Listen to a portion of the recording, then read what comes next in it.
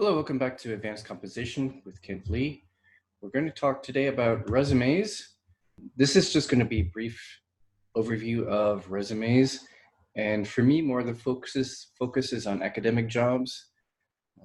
If you are seriously interested in learning more about cover letters and resumes and other documents for business applications, business jobs, companies, I would suggest you take a course in business writing.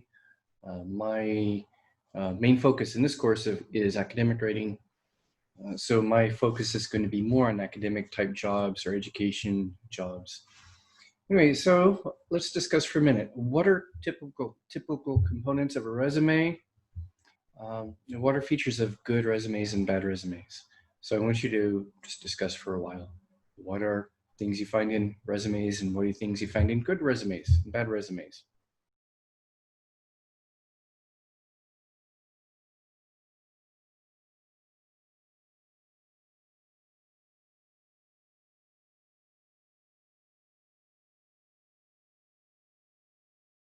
Okay, components.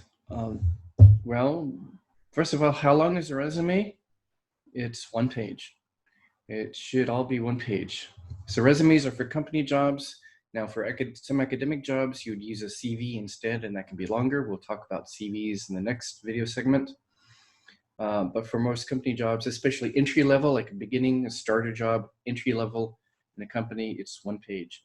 The only time you would see a two-page resume is if you've been working for a long time in business environments, and you are applying for a manager position or an executive position. So resumes for upper level management and executive positions can be 2 pages, but that's it. 1 page for you, keep it to 1 page. What are components of resumes? Well, so this is my resume guide. I will put the link on the course website and in the LMS. A resume, so again, 2 accent marks to be really formal, or at least the last accent mark is required, but preferably 2. Okay, sections. Well, let's start with the very top. You're going to have, of course, your contact information here, your address, your email, phone number, websites. Do you have a website? Put that if it's relevant to your work. If your website is something related to the job you're applying to. In my case, my website is kind of an academic educational website. And so I put that on my CVs, my application materials. Maybe LinkedIn, which is kind of an academic professional SNS. You might put your LinkedIn address. YouTube channel, would you put that? Maybe if your YouTube channel is relevant to your work, you're applying for a job as a video editor, and your YouTube channel highlights kind of the work you do. That might be relevant. So basically, internet addresses, put them only if they're relevant to the job. And if you're applying for a company job and your website is about your hobby in cooking, probably not. Okay, title. The title of a resume is your name. It's different for a CV, but for a resume, for a company job, your name. Now in Europe, by the way, they might use the term CV for resume, so that might be confusing. But usually in English, especially North America, resume is like that 1-page document for a company job or your starting job. And in English, usually CV is for an academic job. You don't need to put a title unless you have like a master's degree, a PhD, or if you're a doctor. Otherwise, you don't need a title for most of you. Probably you start with your education. That's what the main section. So you've got, this is kind of a heading. You might have subheaders if you need to divide up some things that's more relevant to CVs perhaps. We'll talk about the format later, but basically the font should be readable and should look professional. The layout too. There is no one way to do the format or layout of a resume. You can look online for many examples. There are many examples online. Some are good examples and some are not so good. Some are average, some are not good. So keep that in mind. As you look online, there's just tons of sample resumes online if you just do a Google search. But keep in mind, some are really good, some are okay. There's varying quality. Anyway, you start with the most recent. So when you list your education and when you list your work experience or anything that's chronological, it's reverse chronological order, starting with the most recent, going back. So you start from the most recent and you go back. So PhD educational psychology.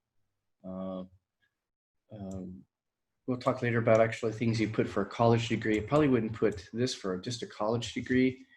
This is for PhD. You put your advisor. That's more relevant to a PhD. We'll come back to maybe some sample contents a little later. No, actually, let me just skip down here. Let me just skip down to a brief example. And this is kind of not very good quality, but this is kind of an old example. It's not one I just put together as an example. It's not one I've used, but I've got a title here, my website, YouTube channel, because it is kind of relevant. Education.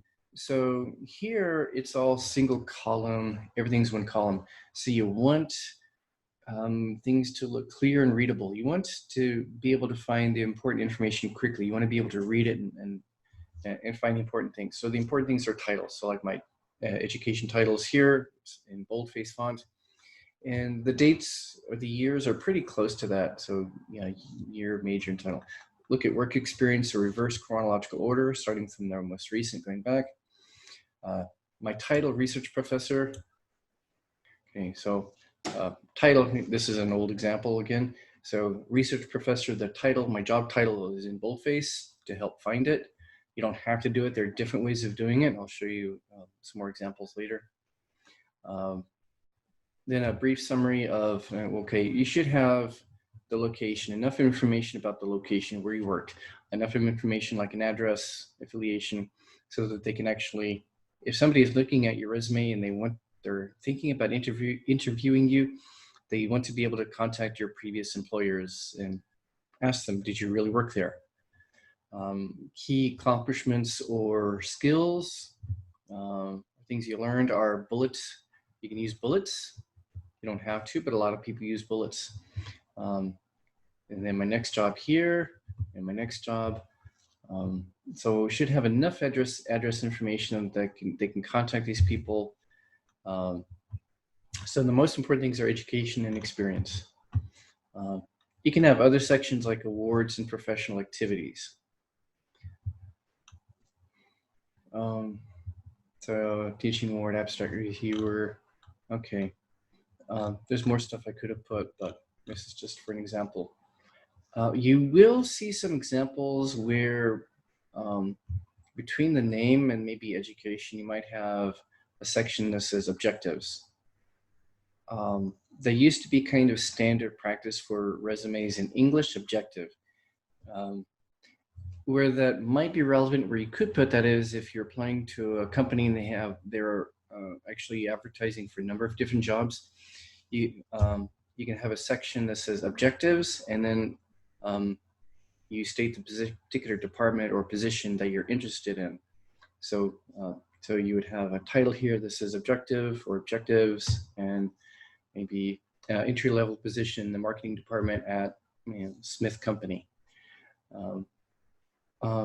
Otherwise, nowadays, people really leave that out. It used to be something you would just have to put in, and so even if I didn't have to specify position, you just make up something kind of cliche, applying my research skills to an entry-level position and such and such. But it's not like you have to, unless you need to specify or want to specify the particular job or department that you're applying for. Also at the end, notice I do not have a section here that says references. Do you put references in a resume? No. For a company job, if they are interested in you, they will then contact you and ask you for references. but it's not standard to put them in a resume. And also if it's a good resume, you have a decent background, you probably won't have room.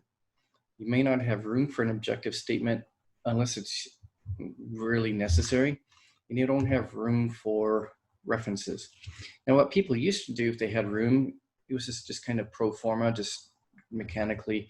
You would put references, a section header that says references, and then the text would say available upon request.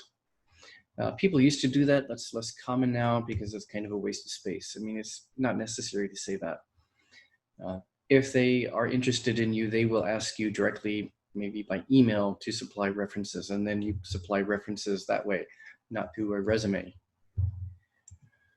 All right, so let's take a look at some other things to consider. SNS email address, you provide an email address. I once knew an office worker whose email address was something like Jedi Knight.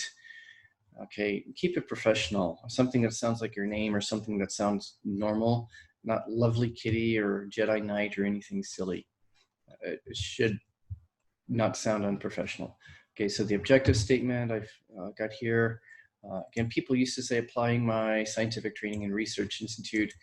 Okay, that's probably not necessary nowadays. It's kind of a waste of space again.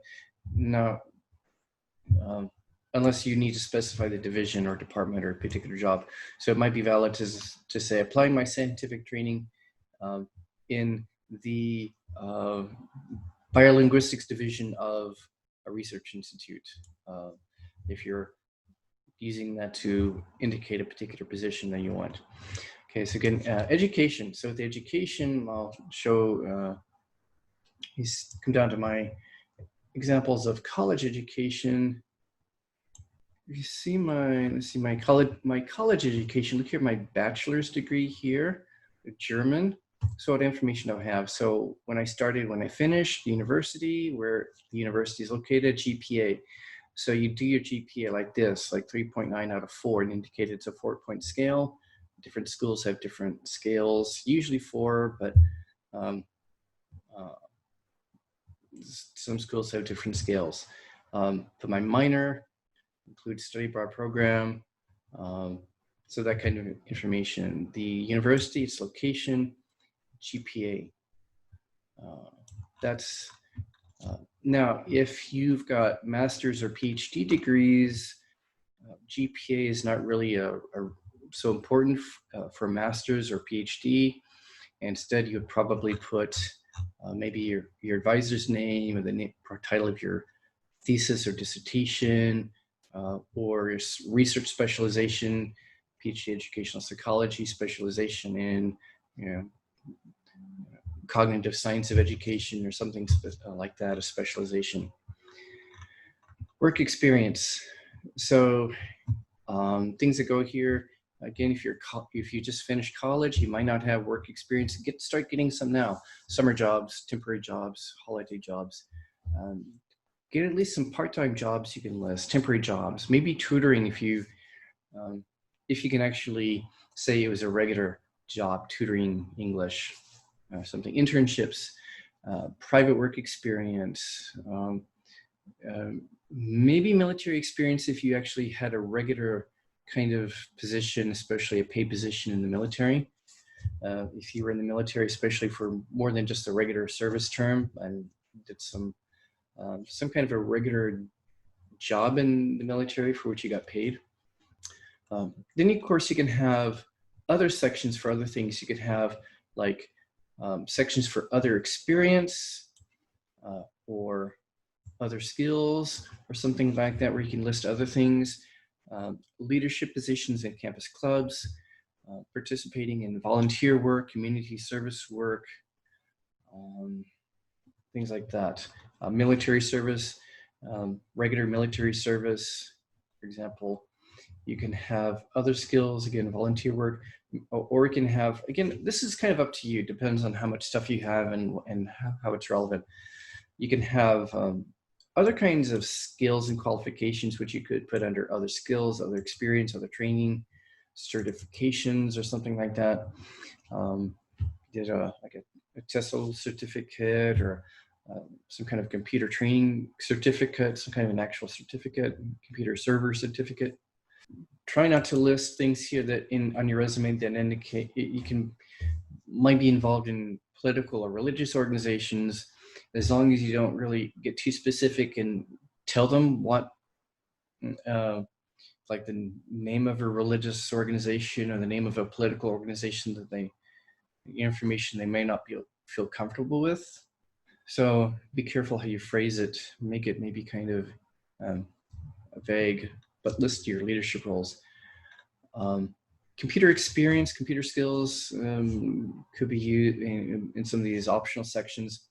Don't put just Microsoft Word or Office. Everybody knows that, unless you got some special training in some of the advanced functions, like the advanced VBA functions in Excel or database management. Everybody knows how to use Photoshop or Microsoft Word, unless you have some really advanced skills or advanced training in some of those. Otherwise, put any kind of IT training, special computer skills, like programming languages, your language skills. Okay, be specific. You're like German, fluent in speaking and writing German. French, proficient at reading French. Be specific about the exact level of your skills and abilities. You might put like interests or hobbies, maybe, if you have space or room. Again, pick something that's going to be interesting. Say something interesting about you. Don't put boring stuff or silly stuff like rock collecting, playing StarCraft, drinking, illegal computer hacking. Don't leave that stuff out. Put in, maybe if you are going to include this, should be something interesting that says something interesting about you. Like enjoy skydiving, jogging, bungee jumping, cooking, traveling. Otherwise, leave it out. Okay, so I'll say more about format a little bit later, but this is just my kind of artificial example. And can you see for the college degrees, the kind of information for graduate level degrees, I've got research focus, key job responsibilities in bullet points, or maybe a key skill or qualification you gained as a result of that job or training. You can use bullet points to specify that. And we'll see a more detailed example when we look at CVs. Now, what are differences between Korean resumes versus English or international resumes, especially in the English-speaking world? What do you think are some differences? Pause and discuss.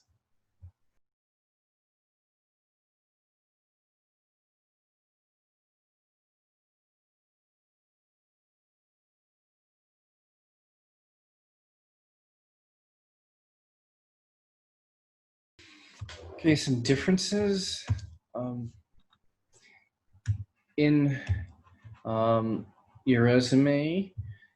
In Korea and in some other countries, it's common to put a photo. And I certainly do it here for my CVs and my other application documents and my cover letters even, because my last name is Lee and I want them to know that I'm a foreigner. I'm a native English speaker that's relevant to my job. I'm not a Korean American or Chinese American.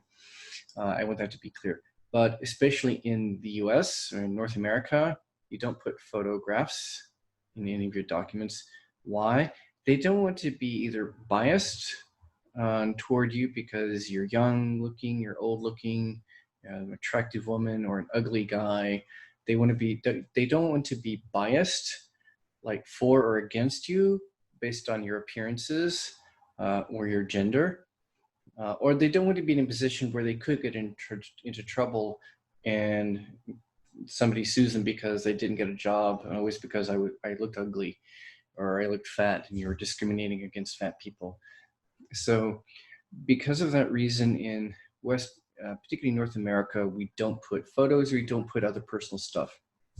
Your marital status, your age, any family information, whether you have children. No, none of that. No personal information that would bias them or put them in a position where they could get into trouble. They think they might get into trouble for bias. And again, for the same reason, you don't put anything that indicates your religion or your political leanings. you would start your education starting from college, not high school. So in some countries, you might list high school for your resume. I think maybe in Korea, I think my students have told me they put that. But for an English resume, for a North American company or an international context, probably international companies in general, no high school, just you start everything from college. Your experience and education starting from college. Those are the main things I can think of. No biasing information, no overly personal information. Start from college. And again, start thinking about right now how you can get involved in maybe a leadership position in a campus organization or community service, volunteer work, where you have more than just your college degree to put on your resume, because that will say more about you.